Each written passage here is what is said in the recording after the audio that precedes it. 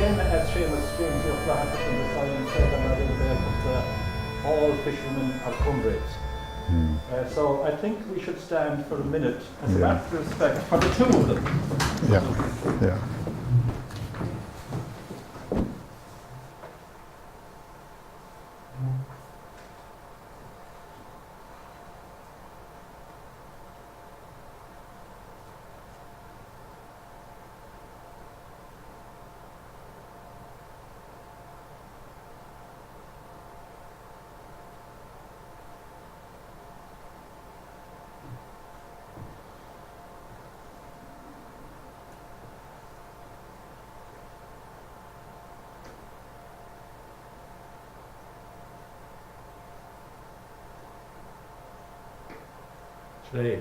I'm also glad to see my comrades from the communist movement.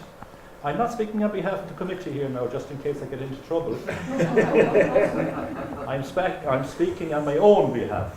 I'm always happy to see communist comrades, and they filmed the thing last year, and they're doing it again. Yeah. So anyway, we had Seamus down, and I'll be very honest, my picture, and his relations are here, my picture of Liam O'Flaherty, I had never met him, but what I had heard and I had read a lot, was that he was a cantankerous old codger, especially in later years. And Seamus came along, and he republished his books, and got to know him very, very intimately, I would say. And he gave a completely different picture of Liam O'Flaherty. And I was surprised, to be honest. So I stood up at the end and I said, this is new to me, probably new to the people here. It's a pity this wouldn't be done in Aran, that you wouldn't say it is. Any chance you might come out for the school? And he says it would be an honour to come out to Aran to talk again about Liam and how he knew him. So, Seamus Cashman.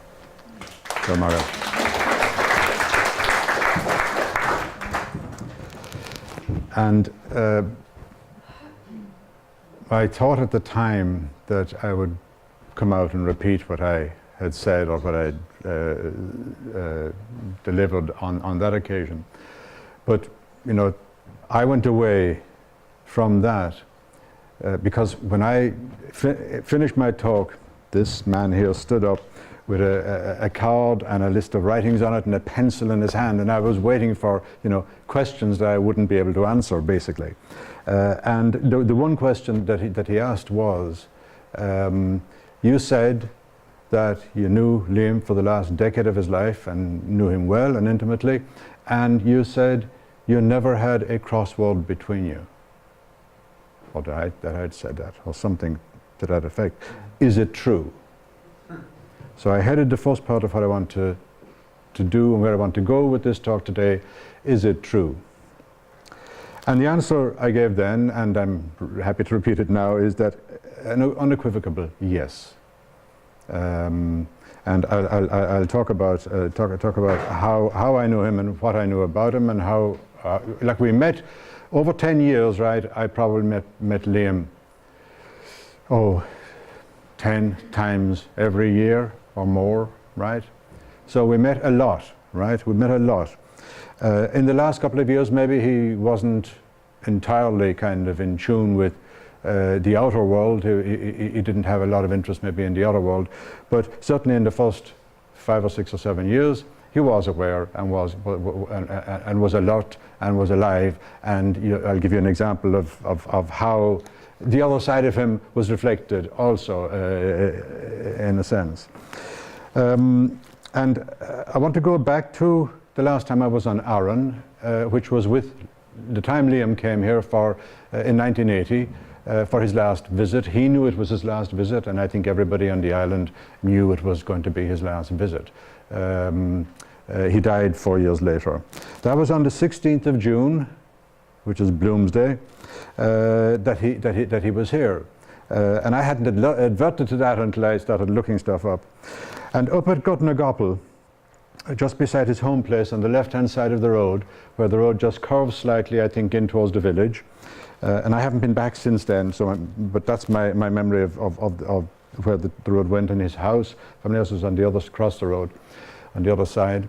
He stopped, and you'll have heard the story, right? That he looked at a roadside rock, and he tapped it with his walking stick. He had the walking cane with him, right? And he tapped it, and he said, "Bala iot the chloch mhór, ta aithne agam sa ort." No, aithne agam ortsa. Hello, stone, big stone, I know you, right? Now, that's all I could find of what he'd said on the day, but he actually spoke for, I'd say, 4 or 5 minutes, right? Talking to the rock, and actually, I think talking with the rock, probably. And for me, and I don't know if the RT cameras on the day captured that or not, I have a funny feeling it mightn't even have been quite there, because if any of you remember that time, there was a lot of hilarity around the visit, right? And I have a funny feeling the cameras might have got slightly woozy. But I know that there was a flow of sentences from Liam at that, and I wish to God I knew what he had said. It would have been very interesting. But the welcome was alone, right? And it did 2 things for me. It said he's totally in tune with where he is. And what he did afterwards might suggest he wasn't, but I think I felt he was totally in tune with, I am back on Aran, I know where I am, I remember what it was like, I remember who I was with. That's what that message said to me, that tapping of the rock and that greeting of that rock, right? I don't know, is the rock still there?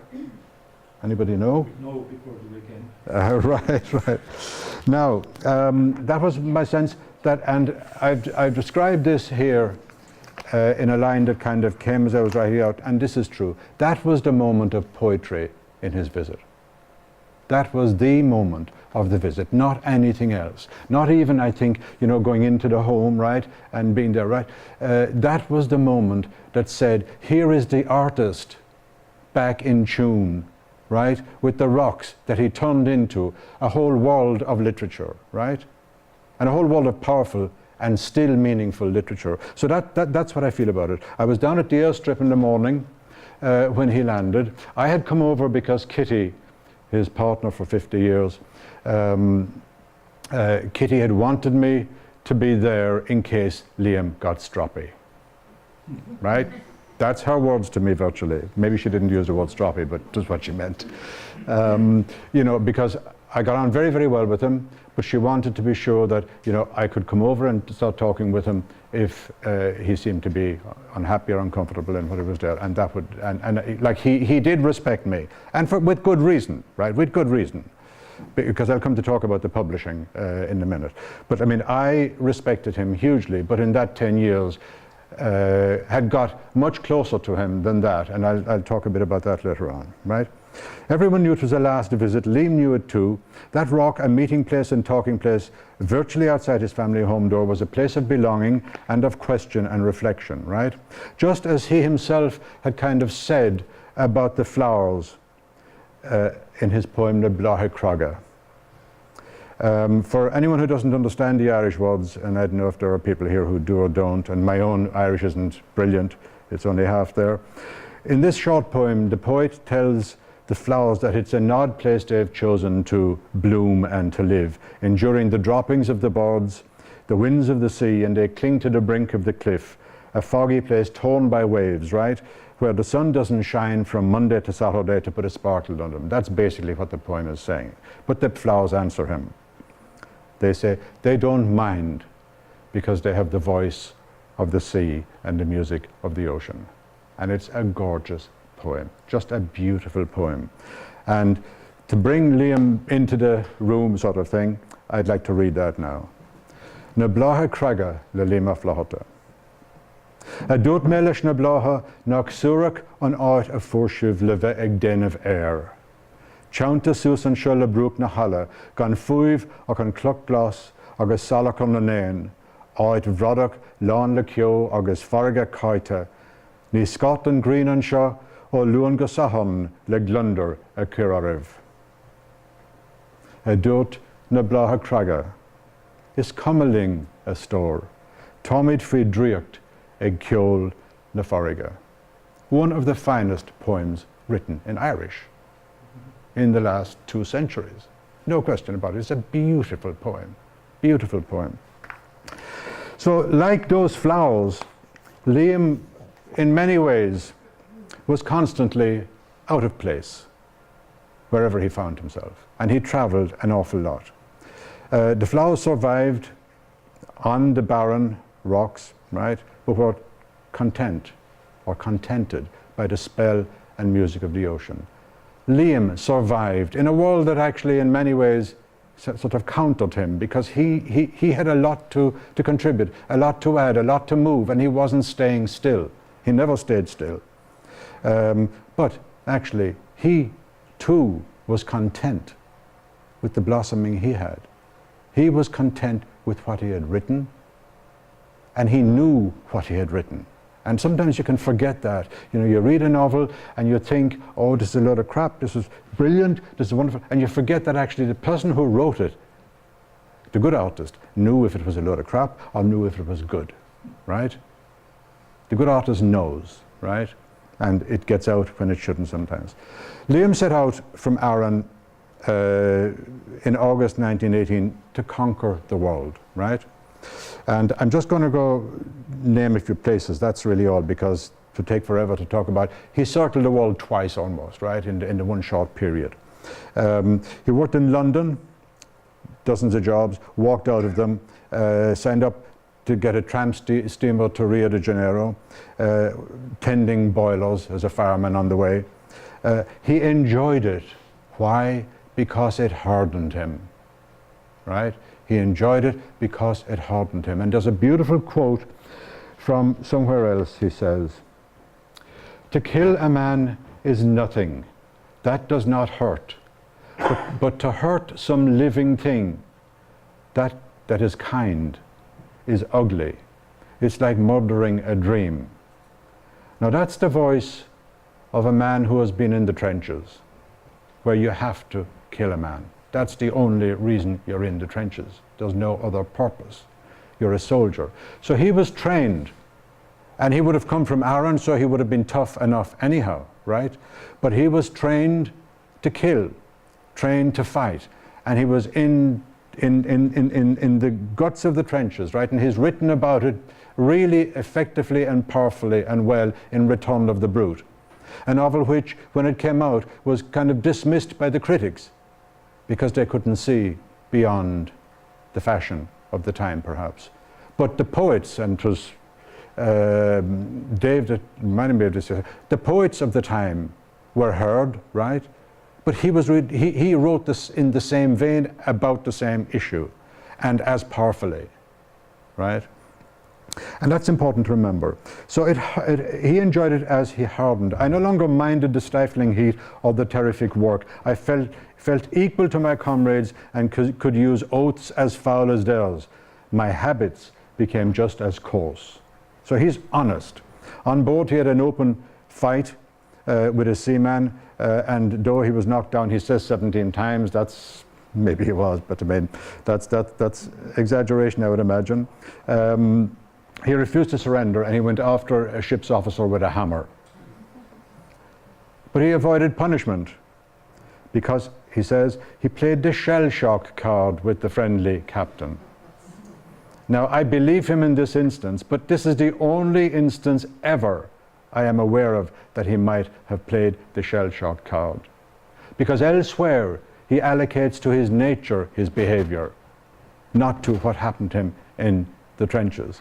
And I think what happened to him in the trenches had a lifelong impact on him, a lifelong impact. And it's only in our current 2 or 3 decades that we actually understand what post-traumatic trauma is. It wasn't understood then. The soldiers who came alive out of the trenches, God help them, had no pity anywhere. And if you were Irish soldiers fighting in the trenches and you came back to Ireland, and maybe, I don't know this, but I would suspect maybe if you came back to Aran, there wasn't going to be a very keen welcome for you, right? Because 1916 had happened, you know? So there was a lot of things to contend with there. Anyhow, he was doing his circling of the world all over the place, and in the middle of that his heart was broken. right? In New York, he met a woman who's described as a brilliant emigre Russian anti-communist in an unconsummated affair because, as he says, and this is a wonderful line to use and abuse, I can only love a woman that I can master. That's one Dhia Mo Flahati voice without question, right? A brilliant voice, right? Male voice, male-dominated voice, right? But there is another Dhia Mo Flahati. There is another Dhia Mo Flahati. He left America in the grip of an inner madness, conscious that he was a wreck himself, saying, not because of the war, but because of his nature. I think the war was by far the most damaging for him, right? It really left him with problems. When I arrived home, I was like a ghoul, speechless, gloomy, a companion of the rough winds and of the breakers. He had got on a ship to come back, by the way, to Ireland. That time, the ship went to Brazil. So he had to do a second circle of the world, and he eventually got back. And he acknowledges that he returned having, he says, not having conquered the world. What he really means is I returned having failed to conquer the world, because he went out to actually conquer the world in a sense, right? And he came back to Aran, where he meditated for many months on the indefinability of the paragoric, the uncertainty of life and the constant tribulation to be met in the world. Now, there's two things about that. I mean, the uncertainty of life and the constant tribulation to be met. That's the soul in there that's working, right? And this is the mockery and the indefinability of the paragoric. Anybody know who the paragoric or paragoric, P-A-R-E-G-O-R-I-C means? No?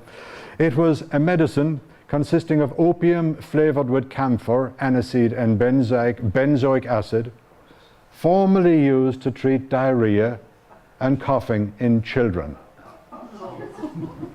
It's very easy to take things up wrong, right? You know? And that's what the minute you hear opium and, you know, flavored camphor, you say, oh yeah, that's where he's going. It wasn't. But now let's come to 1922 in Dublin. During the capture of the Republican headquarters by the Free State troops, he says, we had been disbanded the previous day. The Free State soldiers were throwing incendiary bombs across the street.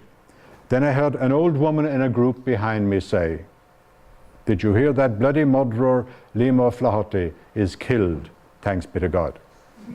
Who, said another woman. Dhia Mo Flahati, said the first, the man that locked the unemployed up in the rotunda and shot them unless they spat on the holy crucifix. The man that tried to sell Dublin to the Bolsheviks. Is he dead? Said a man. Shot through the heart this morning in Capel Street, said the old woman. The Lord be praised for ridding the country of that cutthroat. The old woman cheered the soldiers on. They were now running across the street to take the headquarters by storm. This is the Free State Army. A great cheer went up from the watching people. I nudged my comrade and we walked away together. I'm going, I said. There is no more to be done. Where? To England. Surely to God you're not quitting. It's only starting. No, I said. That old woman is right. I'm dead. I think that's brilliant. That's incredible piece of writing. But like the rock flowers, and I wanted to come back to those, he survived and blossomed and thrived in the assaults of the world and of the sunshine too.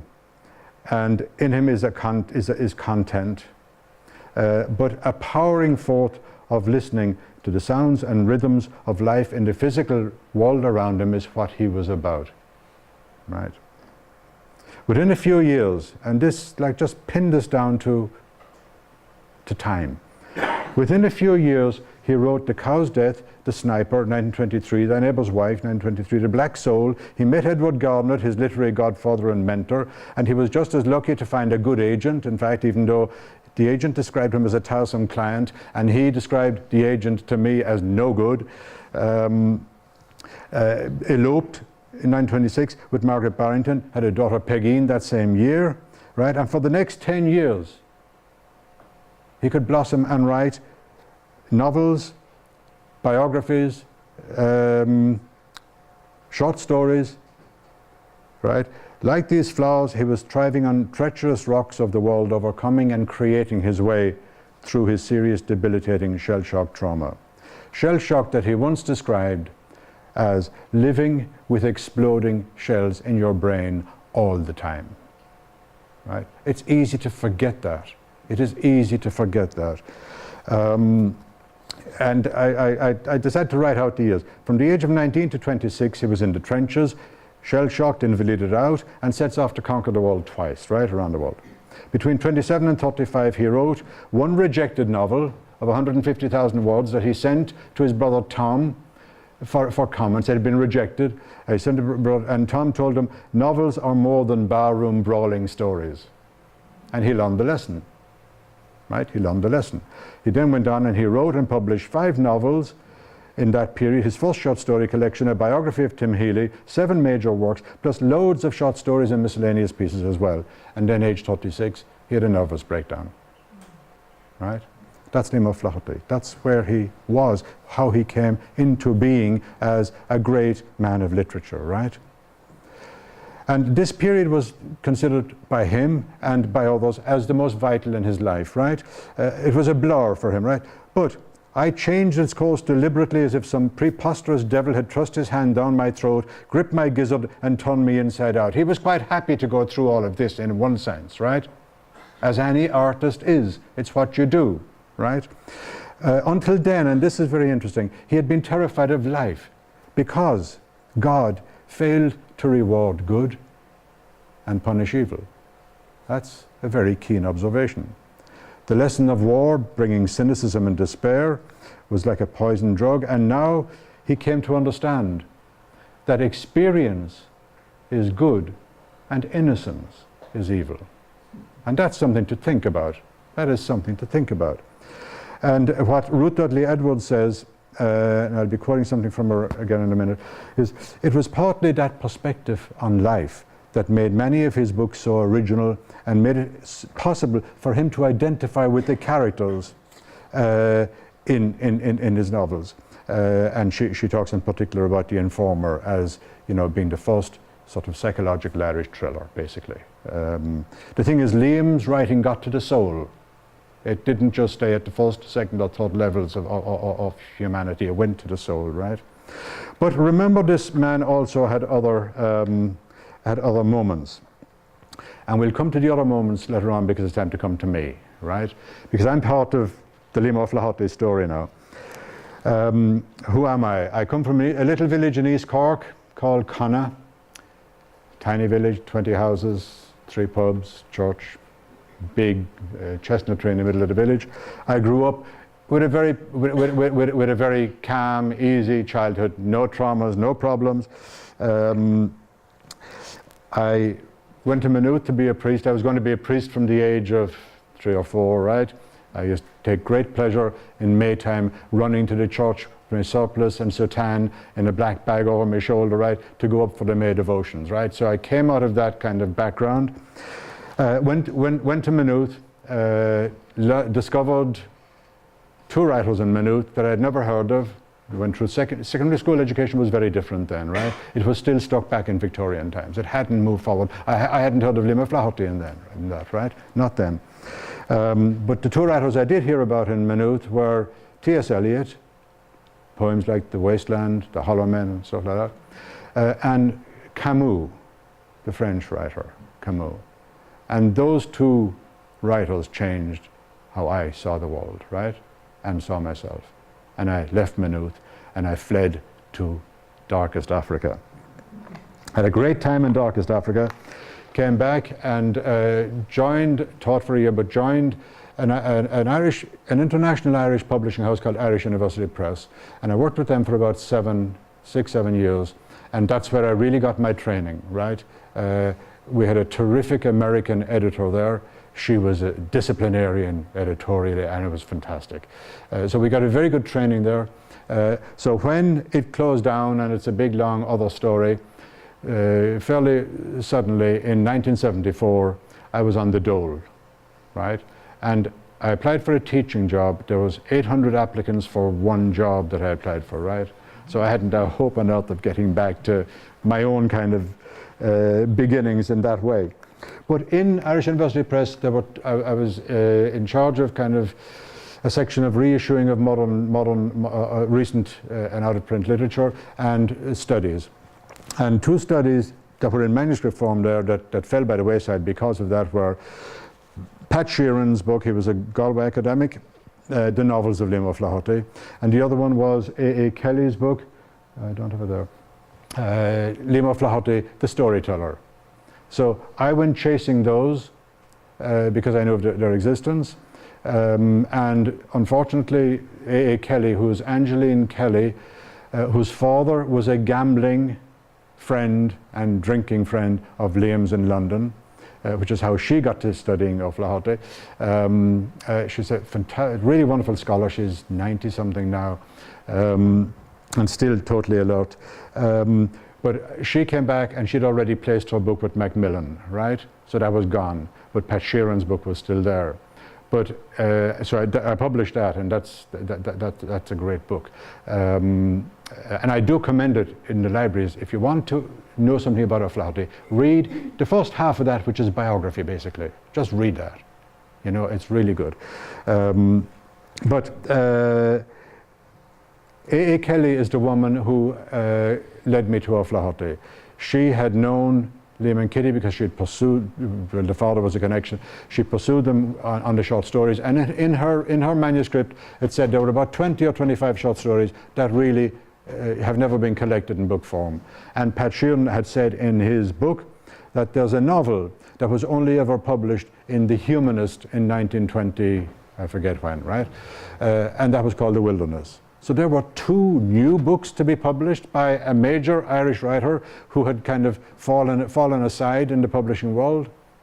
I mean, that was stunning for me as a publisher, right? Because I knew that if I could publish those two, and I only started in 74, right? I had one book in 74, no, two books in 74, one book in 75. So where was I going to be going?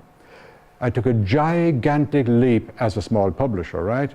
By publishing those two books by Liam O'Flaherty. Why? It put me on the international stage of book publishing, right? Immediately, and I knew that. But when I met Liam, Liam knew that for him there was something tangible and real, that a publisher would come without an agenda of money really, and that might be hard to believe. Certainly today it seems quite hard to believe. Like, money wasn't the agenda, it was publishing the stuff that was worthwhile, right? That was the agenda. I had no money, right? The bank gave me an overdraft of 1,200 quid to start off with, right? But that's what I wanted to do. I wanted to be a publisher, right? And you had to do good stuff. There was no point. I wanted to be a professional publisher. I had got that by simply getting this connection with Liam, and that has been of endless value to me, right? For Liam, his books had been falling out of publishers' lists, and the reason was very simple. The world was changing. The publishers were amalgamating or getting bigger and getting more conscious of marketing. Everybody's getting more conscious of marketing and consumerism and so on. And books were falling foul of that too. So, for instance, after, and I've gone way off my script now, I've gone way ahead, but it doesn't matter. After I published the first one, The Peddler's Revenge and The Wilderness, I wanted to get Famine. And I had thought in my own way that, oh, maybe Famine was still in print, but no, the shop said, we can't get it. There was no internet kind of around at that time. In fact, I had no telephone for the first couple of years at work, running the business. Took 2 years to get a telephone in. So the agent that Liam hadn't wanted to keep in touch with, I contacted him, and he had actually offered Famine. He knew it would the rights had reverted. He didn't tell Liam, but that wasn't the surprise. But he had gone on and done his job of kind of trying to sell it to someone else. He had told the English publishers that this book is now available. He hadn't thought about the country called Ireland, where Liam might have come from, you know, that it had publishers. But but he had good reason for not thinking that, because prior to the 1970s, there was no publishing of fiction in Ireland, right? Little publishing of poetry, 1 or 2 presses, full stop, right? That was all. Whereas the 70s and the accident of education in the 60s I thought I was unique as a young tyro of a publisher, right? Going to do things and so on, you know, and being sort of this unique cultural entity.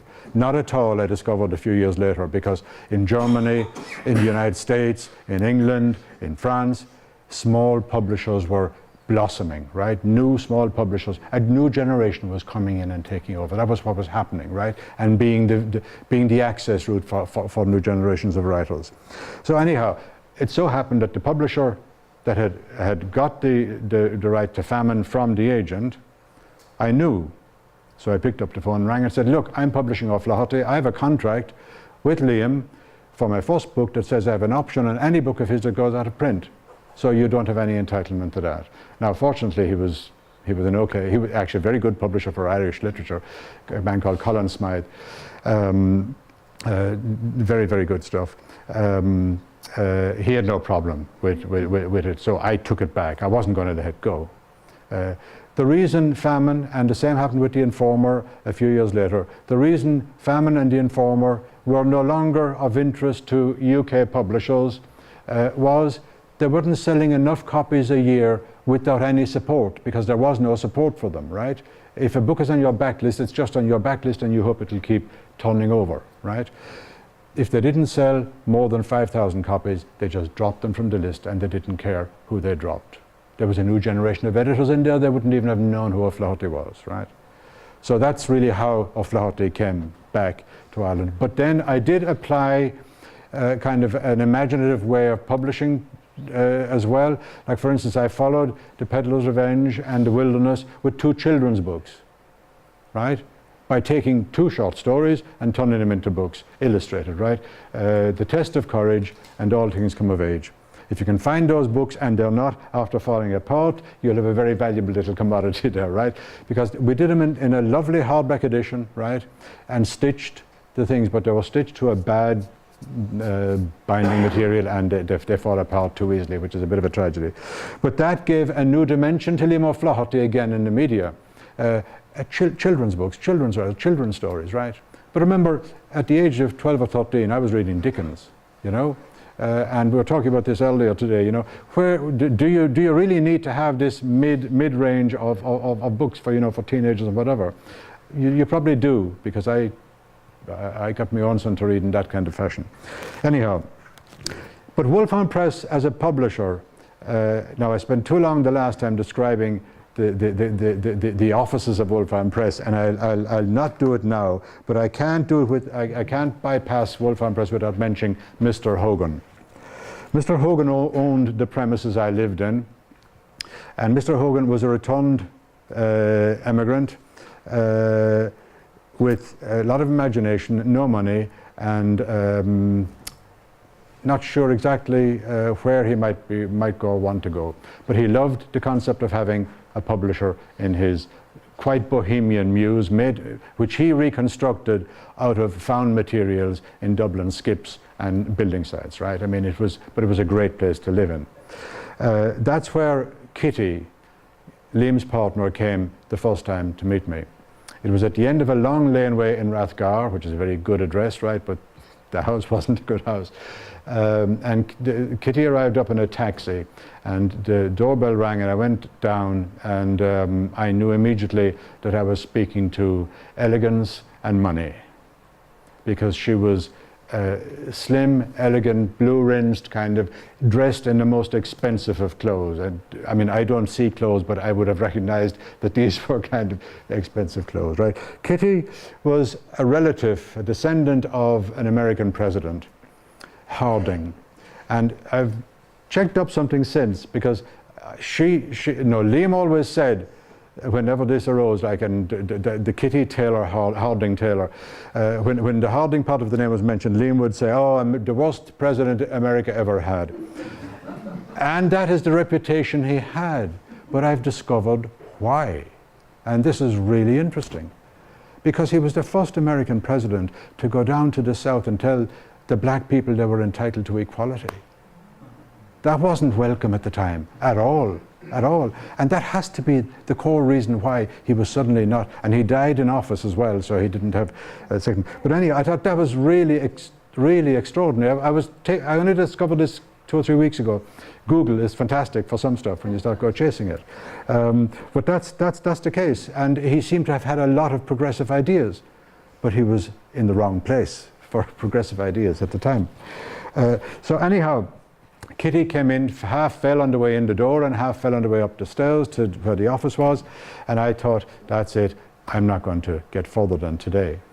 And I said this, and I don't mind saying it of myself, I mean, I don't need to pretend I'm anything other than I am, and I didn't then either, right? So I had no money, so I couldn't say, we'll give you good advances. I said, I can give you a small advance, it's a token, that's all, but with luck, the books will sell, right? And I think that's, in a sense, that kind of honesty is what, because she went back, she was the gatekeeper. You wouldn't get to Liam without going through Kitty, right? If Kitty said no, Liam wouldn't want you, full stop. So anyhow, then I met Liam. And I met Liam, she went off and came back and met Liam in his apartment in Dublin. And we got on incredibly well from day one. For a couple of reasons. I was willing to listen to him, number one. He was actually quite interesting as well. And he'd break into Lily Marlene or something like that at the drop of a hat. If you kind of wanted to talk about the trenches and wanted to talk about the war, Lily Marlene, he'd sing it in Irish, right? Now, I only know the first couple of words, right? But he had about 6 verses in Irish. Shasta in St. Maric, de Whittelina Trid, da da da da da da da. Dud me latig dulligain, garame fain, Ingron Latfin, Ilili Ilon Lampe, Ilili Marlene, right? And he just relished that, right? And it was great. And visiting him was fantastic, because for the next decade I was publishing him, but actually we became friends, really good friends, in the sense that my wife and my 2 kids, who were born a year or 2 later, would have regarded him as grandparents, Kitty and Liam. Just as close as our own parents almost. I mean, it was quite like that. We would go off at weekends, we'd go out into some hotel, maybe in Dublin, and just sit around for 3 or 4 hours talking. Other people would always join in, right? And this is an example of when the other side of Liam would appear. We were in the Burlington Hotel, in the foyer, which is a huge foyer with couches, and we were 3 couches maybe, and Liam was sitting at one side. Kitty used to lace his wine with water, right? Because he would drink wine. He liked red wine a lot. We were sitting there, and a big group had come in. There might have been a rugby match or something, and one guy came over and tapped me on the shoulder and said, "Is that Liam O'Flaherty?" and pointed over to him. And I said, yeah, it is. Do you want to talk to him? He said, yeah, I'm a big fan of his writing. I'd love to talk to him. I said, yeah, would there be any problem? Would that be okay? And I said, yeah, no problem. Just go around the back and talk to him now, So he walked around the back, came over behind Liam and out to the front, and offered his hand, right, to say, Liam Flaherty, it's something like, it's an honor to meet you, a privilege or whatever, right? And Liam looked up, because he was sitting low on the couch, looked up, and he had the wine glass in his hand. And he had to reach in to put the wine glass on the table and sat back, and then looked back up again and said, "Bugger off, bugger off, bugger off," right? 3 times, right? And the poor guy was utterly shattered, right? I mean, he ran almost.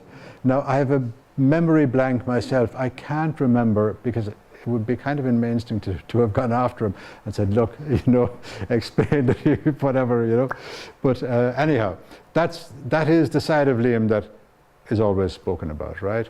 When I told my colleagues in Dublin that I was going to publish Liam O'Flaherty, I had just discovered he was alive, number 1, and that he was living in Dublin, number 2. A friend for whom I have huge respect and is enormously well read in literature, in Irish literature especially, right? His comment was, O'Flaherty is a dangerous man. They're his actual words. I've never forgotten them. O'Flaherty is a dangerous man, right? Now this man was 80 at the time, or 78 or whatever, right? So it's easy to understand where the reputation came from. Just to come back into the books for a moment, The Pedlar's Revenge. When I published The Pedlar's Revenge, a collection of new short stories, right? The media in Ireland, in England, in America, and in Australia responded hugely positively, with page-length reviews, right? I mean, this was the recovery of a major figure. And I mean, it was wonderful, loved it. But it took me by surprise, right? And later when I published Famine, and I put on the back of it a phrase, this wasn't a quote from anywhere, I think, we just said, a masterpiece, right? When Anthony Burgess reviewed it, and like he was a literary expert, a literary critic, major novelist, what do you call it? The film, Clockwork Orange, right, and so on, right? He did a very substantial review of it in which he said, and I accept fully the claims on the jacket at the back that this work is a masterpiece, right? No question about it, right? No question. In fact, the portrait of the woman, the mother in that novel, is something that I think is extraordinary. And again, it's the other side of O'Flaherty, right? But I want to go and read a piece about the Informer, because this gets to the heart of, I'm still on the question of is it true, right? This gets to the very heart of the question, because once O'Flaherty's novels started coming out, what happens? He gets banned, right? Now we laugh at it now and we kind of think, why on earth? And I mean, we've been laughing at it for 20 years, but this goes back like to the 1930s, right?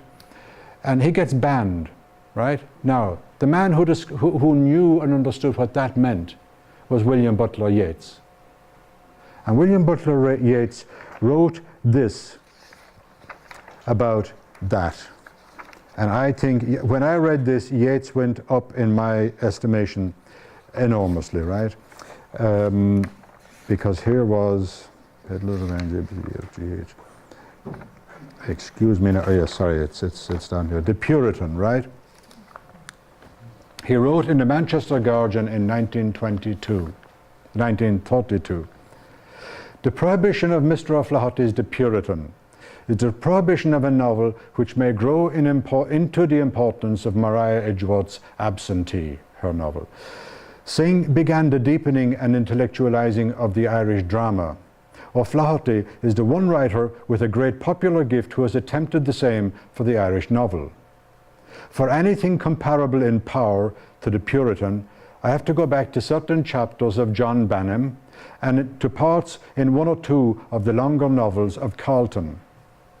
And unlike Banim and Carleton, O'Flaherty goes deep into the human soul. Indeed, I think that his The Puritan is the first Irish novel that isolated a moment of spiritual tragedy. It is grotesque to call any portion of this novel obscene. Certain degraded persons, men and women, are vividly described, and that the degradation of the hero may be made real, the book is an Irish Tartuffe, which is a Molière play called The Hypocrite. Tartuffe is an Irish Tartuffe. I think it is probable that if the censors were to examine, and I love this, that if the censors were to examine their consciences, they would discover that these consciences were biased by the fact that The Puritan, in its external superficial aspect, is a satire on the movement which has produced the censorship board itself. From the point of view of that movement, their band is wild folly, for it turns a lamp into a bomb. This book will come secretly into Ireland, go from man to man as if it belongs to some hidden religion. And if I am right in my belief that it is a great book, it will so travel for generations to come. But this is it. I am myself, however, most concerned with the fact that the ban may have a very bad effect on O'Flaherty himself. Some years ago, he wrote a novel of perhaps equal power, The Informer, and followed it with Mr. Gilhooly, a book more unequal, I think, but magnificent at moments. He found himself generally attacked. and for some years produced nothing but open or disguised politics. So Yeats is honest. When I read The Puritan, I said to myself and others, O'Flaherty has recovered himself. He has thrown polemics away, for even the external satirical element of this book is a legitimate part of his theme. I make this protest in part that I may assure him that he has the sympathy of every Irish writer, and that if he will go on ignoring the attack, he will have our gratitude as well. He is a great novelist, and no opposition can prevent him from doing much to mould the next 2 generations. Now that is a powerful endorsement by our greatest poet, by the English language's greatest poet perhaps, right? So I think when I came across this, I was just so pleased. And if I may even deviate now slightly further, because The Informer, I wanted to just read a short bit on it, but it reminds me that Liam was married to Margaret Barrington, right? And they had a daughter, Pegeen, who's still alive, and whom I know quite well. But Margaret Barrington lived down in Kinsale from the 1950s, right? And to her dying day, Liam was her sweetheart. Her words, not mine, right? Liam was her sweetheart to her dying days, right? But she also was a writer. And we published, and I brought a copy with me just to sort of establish its existence, right? We published a collection of her short stories, and tragically she died just before the book came out. They'd gone through proofs and all that. And we have an introduction in it by William Trevor, one of Ireland's great short story writers. And he is full of admiration for the stories, right? She's a wonderful writer. So Margaret Barrington, just to mention that, right?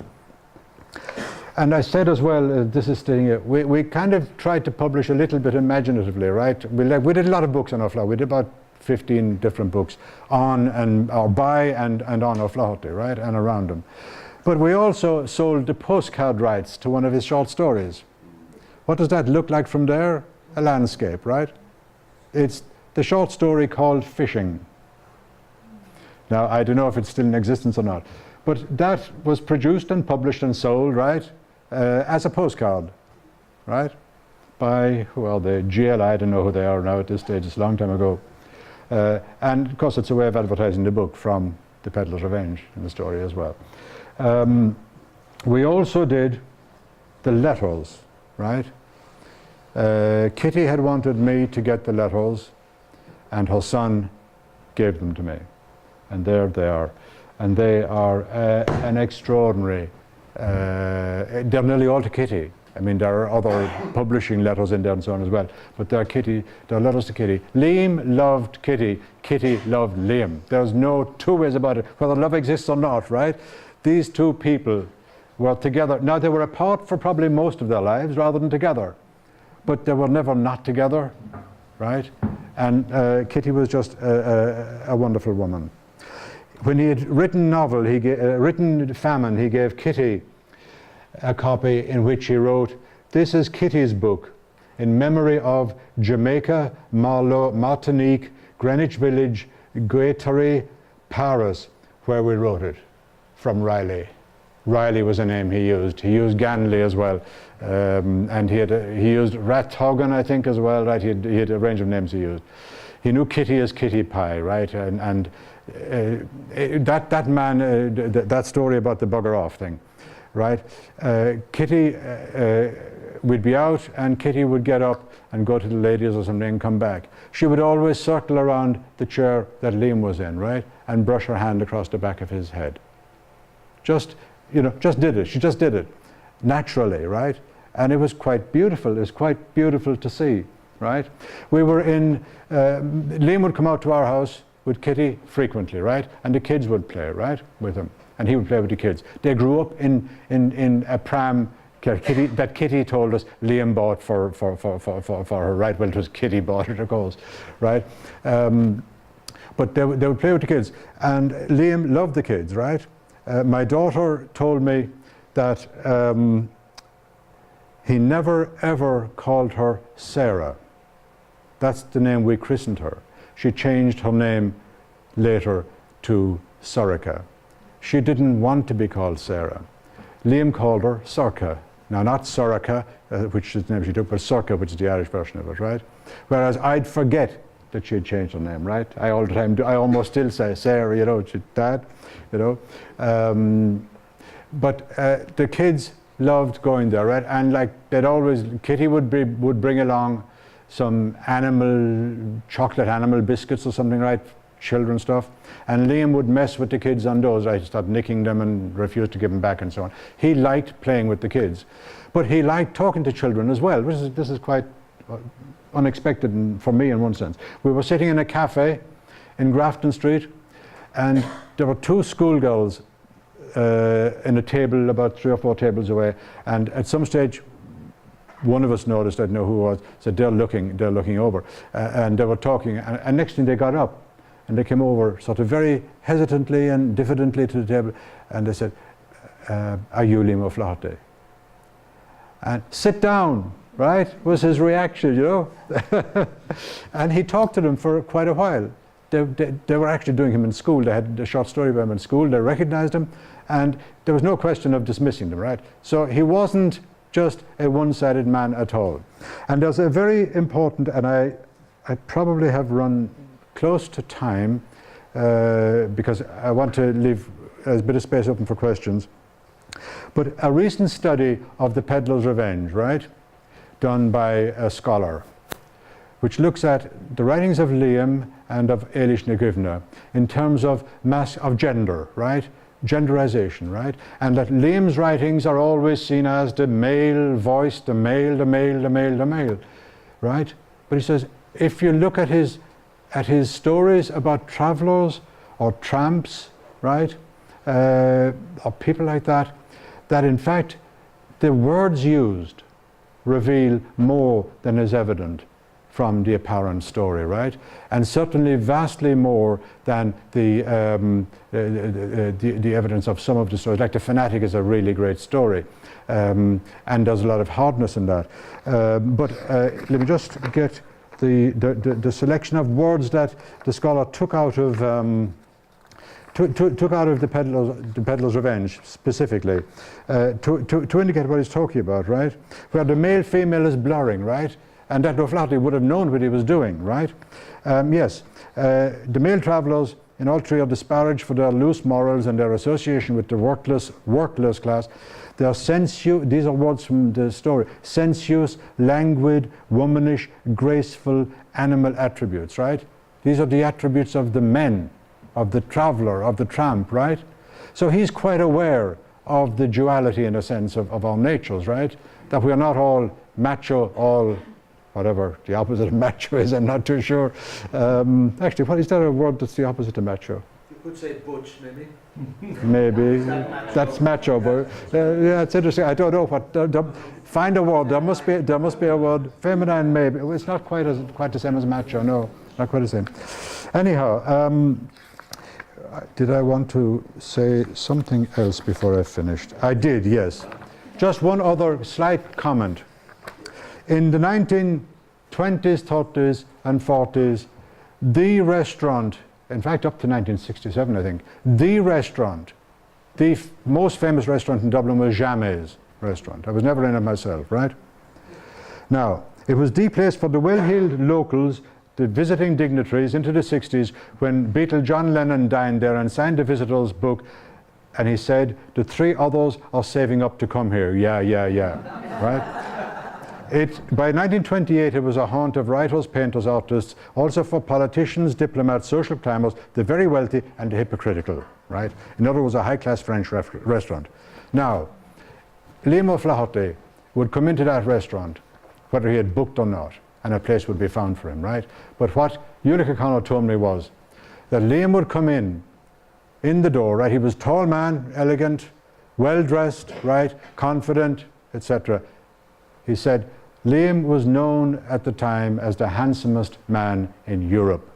And when he came into Jamais, you know, where you would have people like Mark Leamore, Hilton Edwards, Peter Ustinov, Joseph Locke, Peter O'Toole, William Taft, Randolph Churchill, Noel Coward, all of that category of people, right? They span a few generations.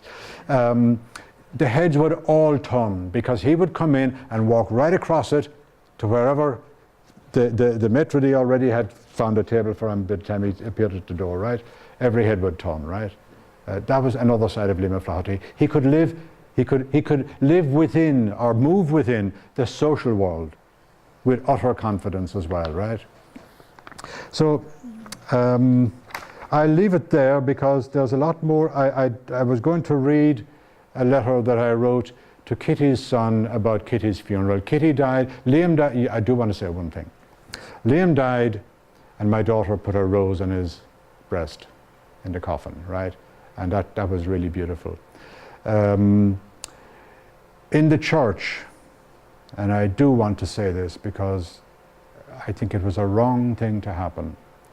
The priest, who was quite a reputable priest, was giving a kind of a homily or saying something about Liam when the coffin was there, and the church was full, right? And he said that Liam had returned to the church in recent times, right? I'm glad to see the reaction. I do not think that was either right to say. I think it was an outrageous attempt to claim this great writer for the church, which is what that was doing, right? It was not honouring the man, right? Not honouring the soul. I just didn't get it. And it makes me angry now too. Pat Sheeran was there, the man who wrote the novels of Liam O'Flaherty. He was there and he was fuming.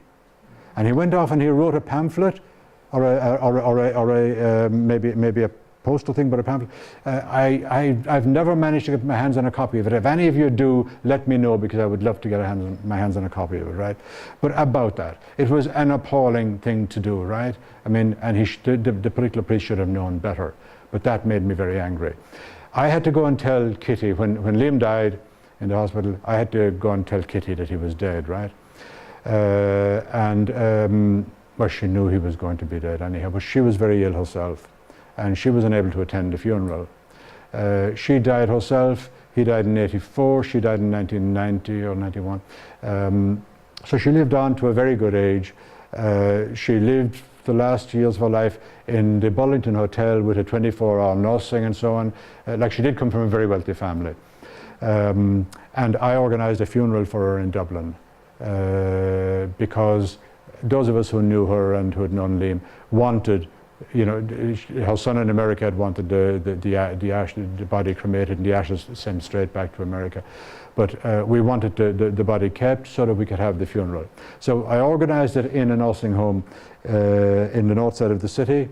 And at this stage I had 4 children. The 2 older ones were now kind of 11 and 9 or something. And the younger ones were about 2 and 3. One of them, Cormac, spent his time running around the coffin with a big broad smile on his face, right? And the other, Aidan, was being babyish and crying, you know. But Ulick O'Connor was there, Maurice Harmon was there, Pegeen and Joyce. His second daughter, Joyce, was a concert pianist of some high regard and also a music teacher, very highly regarded music teacher in London, right? But I just wanted to mention those, right? We had a very nice funeral service, and I read The Mermaid, a Liam story that he used to love reading himself, and it was the last story he read at the Sense of Ireland in London, to actually tremendous reception in that. So thank you very much. That's very good.